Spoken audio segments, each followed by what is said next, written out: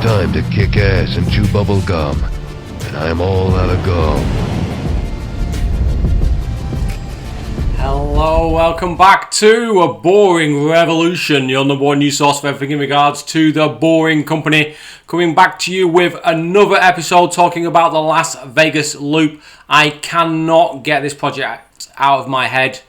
It's just, I'm thinking of all the possibilities, thinking of the ways it can be expanded, thinking of all the different things that they can do to it. Once it's up and running, you know, the level of opportunities there is absolutely incredible. I'm very excited about this project. If you cannot already see that, I got even more excited today because what I did was I sat down in front of my computer, opened an Excel document and thought, you know what? Let's run some theoretical numbers and just have a look at how much money this project will actually make per day, per year. You know, when you factor in gross margins, that sort of thing, maintenance, how much it's going to cost to actually, kind of maintain and run this system, maintain the vehicles, that kind of thing. And not only are the gross margins incredible, with the actual volume of people moving through the system, the actual money that it's going to be coming into the Boring Company coffers is absolutely insane to the membrane. The Las Vegas Loop is a beast of a project, and this is only phase one.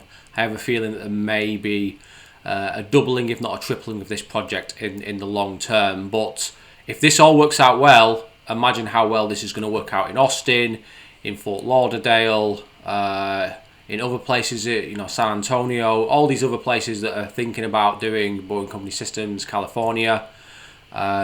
These are going to be insane projects. So first of all, thank you very much for tuning in.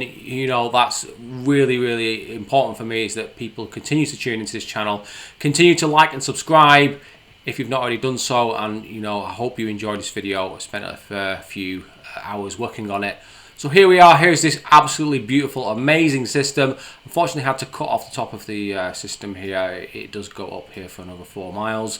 But it looks better on the screen. So there we go. As you can see, there are lots and lots of stations. Fairly close together. Some stations are less than half a mile apart. Ultimately, that may affect the speed. But most importantly, let's look at the kind of stats of this system, the basics. So we know there's going to be 51 stations. That includes obviously the ones at the convention center as well, which are already there, and they are a separate system, just to make you aware. And that is also included in the 29 miles of tunnel, is what's already built essentially, and the Resorts World and the Wynn Casino. I've calculated the approximate cost of building purely the tunnels as $162 million. That's a good number, very good number, because it excludes the stations. Now, the various casinos, they have lots of money that they are stripping from the various punters that use the casinos, and I'm pretty confident that they're all going to build really, really excellent stations. I don't know if they're going to build, actually contract the Boring Company to build those stations or do them separately. I'm guessing they'll get the Boring Company to do it, but then they'll have kind of a specification that they want followed to the letter. When we see those designs, I'm going to be exploring each and every one of them. Yes, all 51 of them, if they are different. Potentially with the actual stations included, we could be getting close to 340 million potentially. Depends how they do it. But the Boring Company is only going to need to front up 162 million, which presumably might come from Tesla or SpaceX coffers. Zero public money. We're not relying on Clark County or Las Vegas, City Council to put any kind of money in, or the local government. All that money is coming from private finance, and I'm pretty confident it should be very, very easy to kind of lend that money. When I show you the figures, because these figures absolutely blow my mind, and I'm being quite pessimistic. I think they could be way more than this. So, tell me what your thoughts are in the comments below. Are these numbers that I'm about to show you now absolutely bonkers, or am I bang on the money? You tell me. So 15 to 20 stations are going to be built per year. So they're going to make their way down here. Probably do this stage first, and then obviously I'd imagine they'd stick down the strip. So that'd be 1, that'd be 2, maybe slightly less than that. And then the rest will come in year 3. They'll probably do that to that in year 3, and then the remainder will be in year 4. They'll just be kind of sweeping it up and doing this bit here. Okay, great. So I think, and it's not actually been stated yet, I'm going to have a look through the official documentation, but I think that the speed limit, because the stations are very close together, in various occasions they are less than half a mile. So for example, the Cosmopolitan and the Aria are well less than a mile apart. Excalibur and New York are less than half a mile apart. So, you know, it's going to probably be limited to about 90 miles per hour, I'm guessing. Unless they're kind of doing something at night time with less vehicles. Okay, so what excites me the most, and what really excites me, as you can hear in my voice, the potential profits absolutely obliterate the competition. Absolutely obliterate it. Every other transportation company that you can think of investing in or using is going to be absolutely obliterated when it comes to pure profits. Yeah, that is what business is all about. It's about keeping customers happy and making profits. Both those are equally important. So companies like Uber, Lyft, Waymo, various public transportation options in Las Vegas like buses and the monorail, and the Bird and Lime, who operate your kind of scooter networks. Now they are useful, they will continue to expand, but in terms of pure profits, gross margins, that kind of thing, they are absolutely destroyed by the Boring Company. If I could invest in the Boring Company today, I would sell half my Bitcoin, half my Tesla portfolio. That is not a joke. That's not me kind of exaggerating what I'm thinking, what I'm feeling. I would sell half my Tesla, I'd sell half my Bitcoin, and I'd put it straight into the Boring Company, because the potential, based on what they're saying and what the numbers that I'm calculating are showing, are unbelievable. So we're looking at $5 to $20 fares. It's going to probably be closer to $20 for most routes. Especially if you're traveling kind of more than 10 miles. A 42% gross margin per passenger journey. I think 42% is going to be very, very close to what it's going to be. It potentially could be a bit higher than that, maybe slightly lower than that, but I think that 42% is well in the ballpark of where it's going to be, just because they're going to put so many people in the vehicle, and actually maintaining the tunnels and the road deck is going to be absolutely minimal, really minimal. They're trying to keep the amount of equipment they put in the tunnels to an absolute minimum, and what they do put in there is going to last for a very, very, very long time. 57,000 passengers per hour, or 28,500 passengers per hour per direction. A lot of people seem to like to use that one when they talk about the Boring Company, because it kind of halves the numbers that the Boring Company are giving, but that still is a very impressive number. Do I think personally that they're going to be hitting this anytime soon? No, I don't think so. I think it's going to take them 3, maybe 4 years to kind of get up to this kind of number. If they get up to that number at all. I think kind of a better kind of cap would be somewhere in the region of 40 to 42,000, in my opinion. But the way Steve Davis talks about this, it's almost guaranteed that they hit 57,000, and they'll probably do a lot more. Now, I'm thinking the reason he speaks like that is because he's making the assumption there that they will have this autonomous electric vehicle.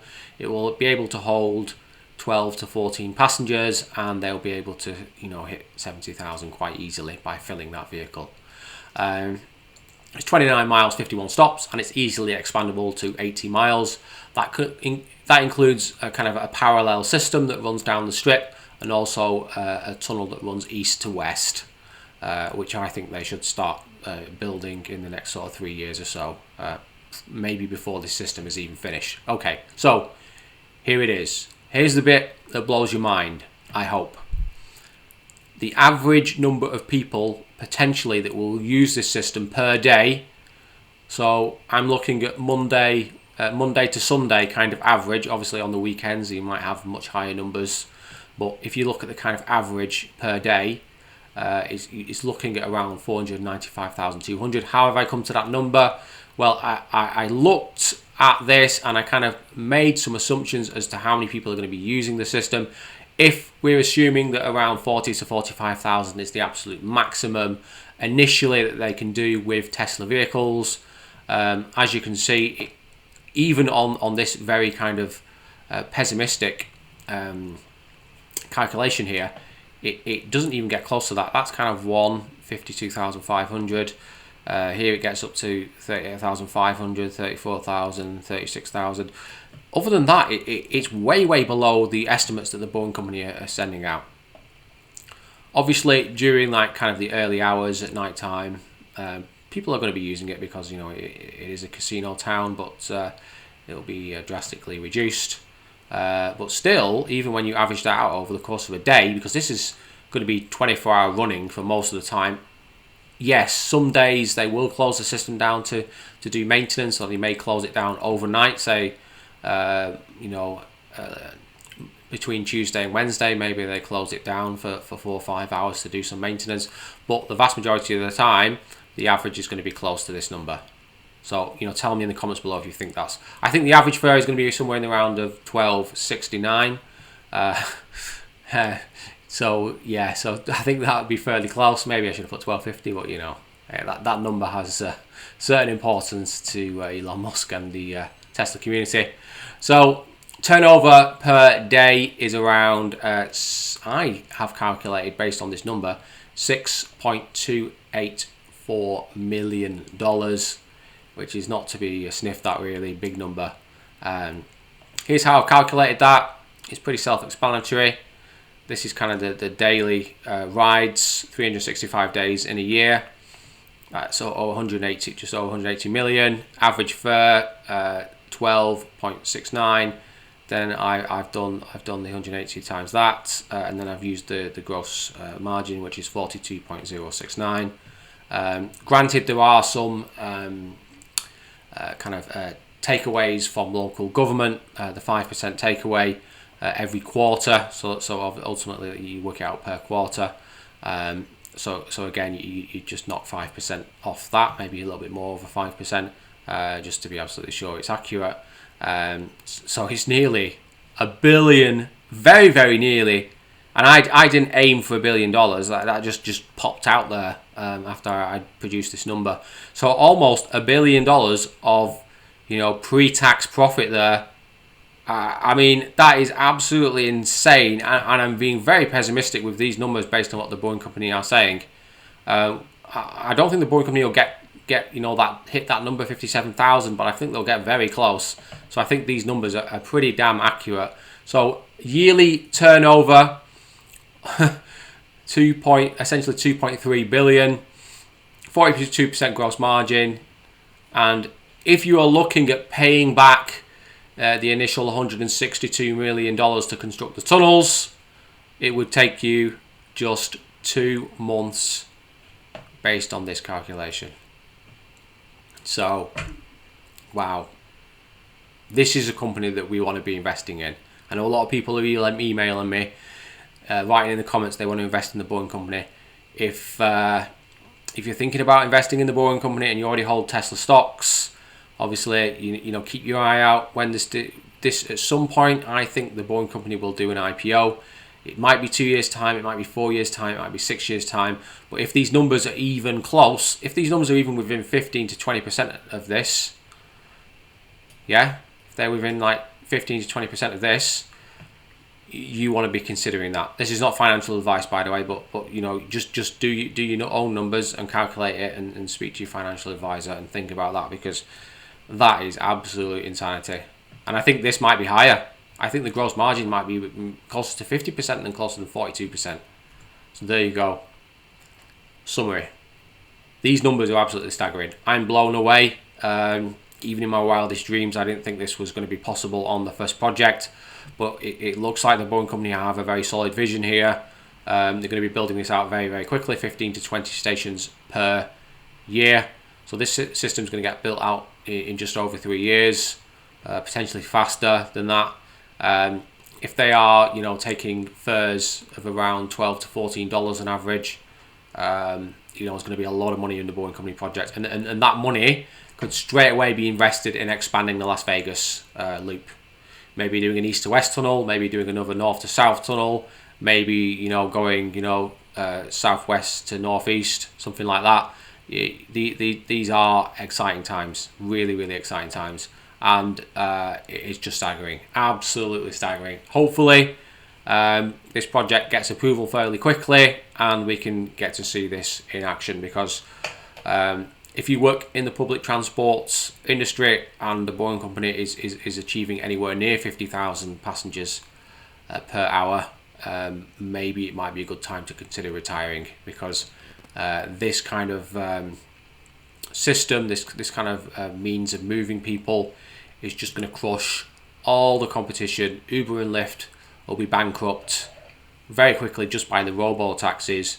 This in itself will be an even more efficient means of getting around, even compared to robo-taxis. So there you go. What a day to be alive. And we want to invest in it, and we want the ticker symbol to be this tunnel.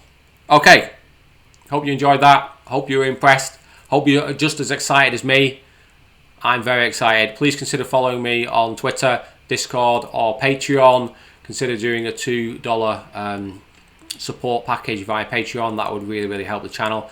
Thank you to all my existing Patreons. There's so many of you. You're doing so much good by supporting me, and I really, really do appreciate all the support. It's just really very, very helpful to me. Continuing to improve the channel, and yeah, thanks to everyone.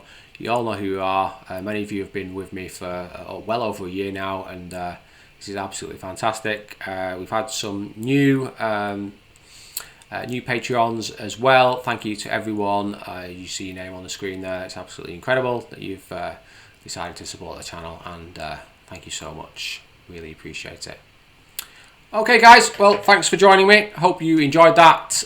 It's an exciting time to be alive. I want to invest in the Boring Company. I can't do it just yet, but I'm pretty confident that at some point in time I will get the opportunity, whether that's via an IPO or via getting involved in some kind of fund. But yeah, do your own research, and you know, if those numbers are even close to what I've just been showing you, Jesus Christ, that this is potentially another Tesla. This is another, you know, another Coinbase. This is another Bitcoin. This is something else, something that's going to give you those, you know, very, very large returns. Okay, thank you for joining me. Hope you enjoyed that, and remember, don't be boring. I will see you on the next one. Take care, everyone. Thank you, and good night.